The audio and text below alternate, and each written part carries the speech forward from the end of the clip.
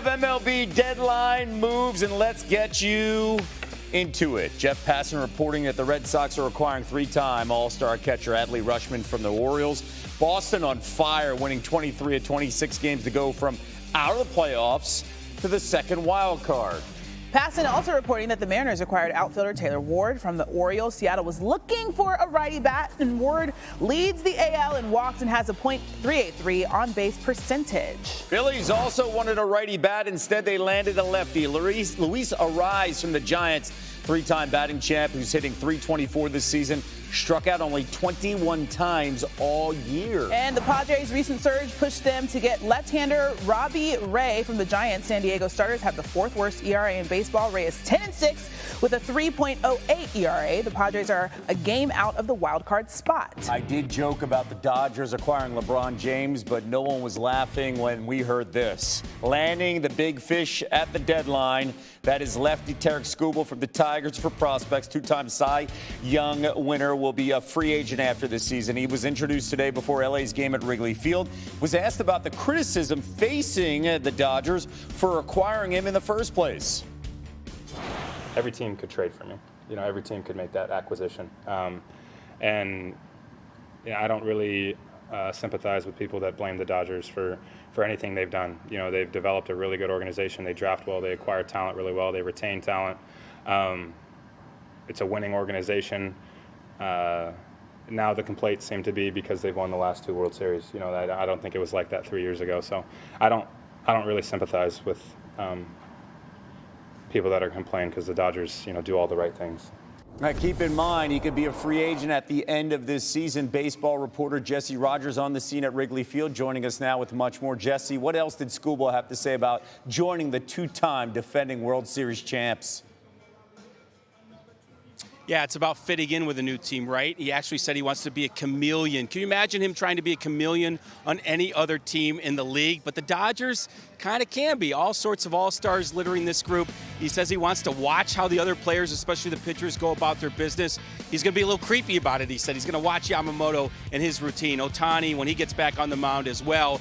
And can you imagine? Tarek Skubal's never pitched at Wrigley Field. All of a sudden, tomorrow night's game got a little bit of an expensive ticket, per se. So we'll see how it all shakes down tomorrow. But he's doing a crash course right now. I saw him in the outfield talking to coaches, talking to the other pitchers. Of course, he has to huddle with Mark Pryor and his catchers in advance of tomorrow night. So he's trying to fit in if the two-time Cy Young Award winner can just sort of do that in a quiet manner. We have a graphic, Jesse, while you're talking, and my goodness, their five-man rotation is so filthy and ridiculous with Blake Snell as the fifth guy. All right, LA's not the only team acquiring starting pitching. You're there, Wrigley Field, where the Cubs traded for Kevin Gausman from the Blue Jays on Sunday, then got Clay Holmes from the Mets today. What's the feeling in the clubhouse there on the north side after these big moves? Yeah, very excited, very excited. I will tell you what Cub fans are feeling as well. A year ago at this time, Cubs didn't do much. They certainly didn't trade for any starters. Not a lot of starters moved. So as I see it, President of Baseball Operations Jed Hoyer pounced on the opportunity this year that may not have been there last year. They gave up some prospects, but this team has been riddled by pitching injuries. Now they've fortified, brought in some quality, some experience. Kevin Gausman pitched in the World Series last year. Clay Holmes coming off an injury. So it's like a 180 from a year ago where they didn't really do a lot. They're behind the Brewers once again in the division, but now it feels like they have a chance to hunt them down. Of course, Milwaukee made some moves as well. I think it's going to be a great final 2 months in the NL Central. They play defense, they can hit, and now they've got some really good quality arms. Gausman has won at least 10 games in each of his last 5 seasons. Jesse, thank you so much. The Yankees completed a trade for the Giants outfielder Elliot Ramos. Here he is saying goodbye to his teammates before the Giants visit the Rangers tonight at 8 Eastern on ESPN. He'll no doubt make his way to the Bronx where the Yankees host the Cardinals this week. It may feel like it's the Dodgers and then everyone else, and maybe it is to an extent, but it's still baseball at the end of the day. DraftKings lists Ramos and the Yankees as the Dodgers' biggest threats, while the Brewers and the Braves are their top league competitors. For more, here is Kevin Connors with Baseball Tonight. Kev, Christina, thanks. Undoubtedly, the Dodgers, the big winners at the Major League trade deadline here on the set of Baseball Tonight. Buster Olney, Eduardo Perez, Tim Kirkshin, And Jeff Passan. Jeff, on a day that the Padres added Robbie Ray to bolster that starting rotation, and moments ago, another ace. Casey Mize coming from the Detroit Tigers in a buzzer beater. There were questions, Kevin, about whether Casey Mize was going to be dealt at all. His velocity in his last start was down. Scouts were worried maybe there's something with his health. The Padres didn't care. They're looking to bolster a rotation to supplement a lineup that's actually been exceptionally good since the All-Star break. They are hitting. They now have the pitching to complement it, and they're hoping to make a run in the National League, Kevin. They had Robbie Ray, the Padres do, from San Francisco earlier. We figured A.J. Preller would leave his fingerprints on this trade deadline, and just before the buzzer, he does by adding Casey Mize here. Look, obviously the Dodgers, as I mentioned off the top, Tim, clearly the winner here by adding Tarek Skubal, two-time defending Cy Young Award winner here. Let's focus on the deadline today, 30-some-odd trades. Who were the big winners today, in your opinion? Well, I think one of the big winners was the Red Sox. They went and got Adley Rutschman. Let's not forget, they were 32-46. They have since gone 28-5. They got everyone in New England buzzing about this team, and they showed again today, we are going for this. Plus, they absolutely had to add another bat for this lineup, especially behind the plate. They got 4 home runs from their catchers. They had a 28-year-old switch hitter who was number 1 overall pick, and he made the All-Star team this year. They gave up a ton to get him. I think it was worth it given the situation. How about the Guardians?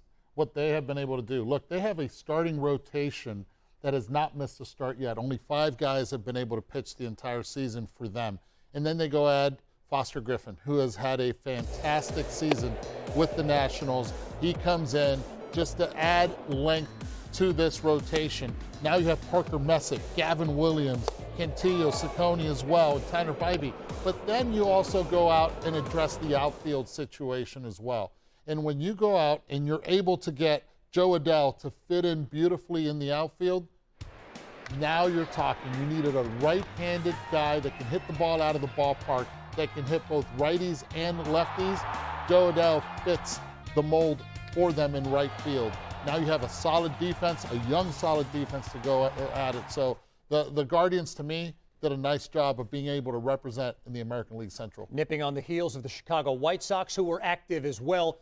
Buster, if the path to the National League Championship figured to run through Los Angeles, and it likely still may with the Dodgers there, who else in the National League among their competitors added to their team today? Besides the Padres, Chicago Cubs. I think adding 2 guys to their rotation. Look, a couple weeks ago we were talking to Craig Counsell, Cubs manager, and he said it's no mystery. We need pitching, pitching, and pitching. They've had so many injuries, so to add Kevin Gausman. And now Clay Holmes today, a guy who his sinker ball is going to be a great match for that infield.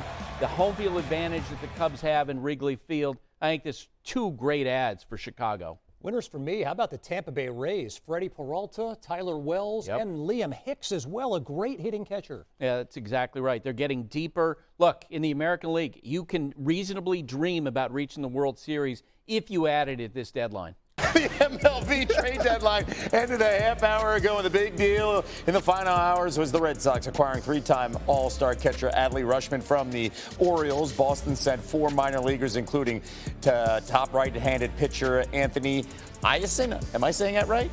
Ianson to Baltimore here. Red Sox fans didn't expect to be buyers of the deadline. They had just a 9% chance to make the playoffs through play on June 24th. Since then, they've won an incredible 28 of their last 33 games, which now gives them an 86% chance to make the postseason. These 2 guys felt really bad for Ben because they've been in spring training in February in Arizona. They understand the vibe. They understand how that feels. Senior baseball insider Jeff Passan joining us, as well as the Hall of Famer Tim Kurkjian, as they cover the deadline all day. All right, listen, like just 6 weeks ago, the Red Sox are, sell, sell, sell. Now they're buyers. The idea of Adley Rutschman, what does he bring to this red-hot team? Kevin, it is quite literally trading places. Yes. And it's been fantastic for the Red Sox because they've gone on this run and they've been looking for a bat the whole time. Offense has been one of the areas that even through this streak hasn't been great. And in Adley Rutschman, they get a leader, they get a switch hitter, they get a fundamental piece of this organization who can fit into the middle of that lineup. Now, he is injured right now, but there was a thorough medical check, and the Red Sox believe they're going to get Adley Rutschman back soon. And once they do, he's going to slot right in the middle of the lineup. The Red Sox were 32-46 and hopelessly out of it. And then they won 28 out of 33. New England is buzzing again about the Red Sox. Fenway is alive. And today they added a former overall #1 pick who's a switch hitting catcher. Their catchers have 4 home runs this year. And they have this guy who made the All-Star team this year. So they have a chance to do some damage, make the playoffs, and be pretty good in October because their pitching is really good and their offense got a lot better today. They gave up a lot to get it. But they went for it. You know what, Tim? And that's a point worth making in this industry where teams are so scared to give up prospects. The Boston Red Sox, they didn't give up Franklin Arias, who might be top 2 or 3 in all of baseball right now. But Anthony Hyanson has leapt into the top 50. Big time stuff, 100-mile-an-hour fastball. Kyson Witherspoon as well, their first-round pick last year. They gave up a ton. But you know what? It was to win. And can't we appreciate the fact that with so many teams just prospect hugging like they do, Craig Breslow said, I believe that this team that's won 28 of 33 games deserves to be supplemented. So it's more for more than $1. That's what you're saying. All right, guys, one of the big storylines of the deadline is widespread frustration over the rich getting richer, with the 2-time defending champion Dodgers landing Tarek Skubal. LA President of Baseball Operations Andrew Friedman's thoughts on if the Dodgers are ruining baseball. Passionately disagree. Again, this is about the partnership that we have with our fans who come out 50,000 large and the passion that they have for this team. I think every market has its own unique challenges, unique benefits. Some are different than others. And I think just the most important thing is leaning into whatever it is. But I've also worked for a small revenue team that had its own unique advantages and benefits that you have to kind of lean into. You know, we're seeing it with a number of teams around the league that don't have the same resources who are doing really well. There's just no one way to do it. And I think having an organization that is synced up and has kind of a clear mission just puts you in position to have a better chance for success.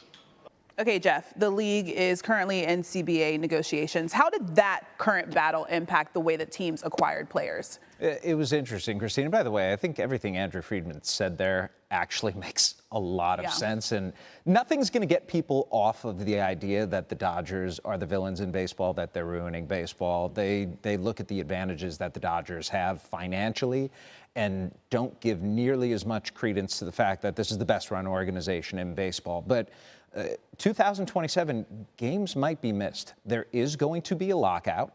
That lockout is going to go into the new year. And if games are missed, all of a sudden, a guy like Adley Rutschman, whose contract expires after the 2027 season, you don't know how many games you're going to be getting out of him in that final year if you're the Red Sox. And teams were having a difficult time pricing that 2027 potential of games missed into the offers that they were making. The Red Sox looked at it, threw caution to the wind, and said, we want to win now. Right. I had several executives say there's not going to be a significant difference in the trade deadline because we don't know what's going to happen next year. We don't know what the financial structure is going to look like next year. So we're going to try to win this year because of the uncertainty next year. And I quote Earl Weaver way too often. But Earl Weaver used to always tell me, if you have a chance to win this year, you have to take it. Then you figure out next year. And a lot of teams today, especially with 33 trades the last time I looked, they're going for it this year. And I think they should, given we have no idea what next year is going to look like. I appreciate the clean version of the Earl Weaver that you bring to us. A reminder that the current CBA expires December 1st. That's 120 days away. Jeff, Tim, thank you guys. Back to our big story. The trade deadline in baseball is done. Beyond the big names like Tarek Skubal, well, the Angels, they backed up the truck, sending 5 regulars across the league, including Joe Adell going to the Guardians. Last year, he had 37 home runs, drove in 98. But this year, he struck out 108 times against 16 walks. Mike Trout's still on the team, by the way. Jeff Passan reporting that the Astros are getting center fielder Dalton Varsho from the Blue Jays. Houston's won 11 of 12 and get an elite defender. The Astros have as many outfield errors this year as Varsho has in his entire career. The Central leading Brewers didn't stand pat. They get righty Dustin May and lefty Jojo Romero from the Cardinals for prospects. May 5.7 ERA, 4.38. He has 106 Ks and only 35 walks. And the AL East leading Rays have acquired catcher Liam Hicks from the Marlins. He's got 14 homers this season. Catching has been at a premium with the rival Yankees also in the market. MLB senior writer Buster Olney and our MLB analyst Eduardo Perez. Just so happy to see all the baseball guys in studio joining us. Buster, your biggest winner, you think, from the deadline? The Chicago Cubs. We talked to Craig Counsell a couple weeks ago, and he said to us, it's no mystery. We need pitching, pitching, and pitching. And so they go out and get Kevin Gausman. They get Clay Holmes. It's the sort of rotation help they absolutely need. And look, these two guys are perfect for Wrigley Field. They're perfect for the Cubs defense, which is the best in baseball. You can envision these two guys maybe being their game 1, game 2 starters in a short series against the Dodgers, perhaps. Okay. Oh, how about me? I think it's the Guardians. You look at what the Guardians were able to do today. And they went out and they got Joe Adell. They addressed an issue that they needed in the outfield. They needed a right-handed bat that can slug. They did that. Then they go out and get Foster Griffin as well. When you get that left-handed pitcher, already a very good starting rotation, but you add it to Gavin Williams. I think this plays in the postseason. Parker Messick has had a fantastic season. It's a long season, so you don't know what you're going to get out of the youngster Messick, but it's always been good. You add Griffin to it, you have a chance to win. And then they add Nathaniel Lowe as well. Offensively, they needed a left-handed bat coming off the bench against tough righties, a veteran guy. It plays. Okay, so that's the good stuff. Let's talk about the negative stuff. Who do you think is the biggest loser? The Baltimore Orioles. Look, our friend here, Kevin, knows about the word the process, okay? Yeah. If you're Orioles fans in recent years, you've been told to trust the process. They tanked 4 seasons. They took Adley Rutschman 1-1 in 2019, and today he's traded. I got a text from a longtime Orioles fan who works in the industry. He said, this was one of the most heartbreaking days. They also traded Taylor Ward, and they didn't trade Trevor Rogers. It was kind of confusing. The Orioles have been a team that we thought had a lot of promise, but boy, they take a big step back today.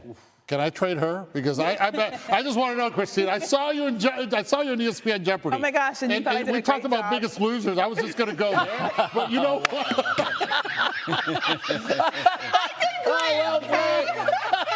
You did really good for your charity, and I'm very proud of you. Hey, I didn't do the worst. Hey, that's true. No comment. That's true. No comment on that. I will comment on the Miami Marlins. I got to go to my hometown. Look, this is a team that I thought they're 3 games up. Let's go for it, right? They've been doing real well. They trade away Liam Hicks, a bat that had 14 home runs, 1.5 games out. He has showed up offensively for them. He can catch, he can produce from the left side, and he understood that staff really well. They trade him away. They don't add any pieces. I think the Miami Marlins fans are wondering, when are we going to catch a break? We're not looking for that superstar guy, but at least give us a little bit more depth, maybe in the bullpen, maybe a bat. Go for it. Go for it, yeah, right? Go for it. By the way, I won my first round. Okay. I haven't seen that. I haven't seen that episode yet. I haven't seen that episode yet. Please watch the other. You only watched one episode. That's all I needed to watch. You watched the first episode. That's all I needed to watch. You'll see how I did actually really well compared. Yes, compared. Yes. I have to do a show with her. You were great, Christine. You were great. All right, Ryan Langford loves playing the Giants. He's hitting 4.67 against them in his career. We'll see if he can raise that number any further as the Rangers host the Giants tonight. That's at 8 Eastern, right here on ESPN. I was not expecting that. I was not expecting that.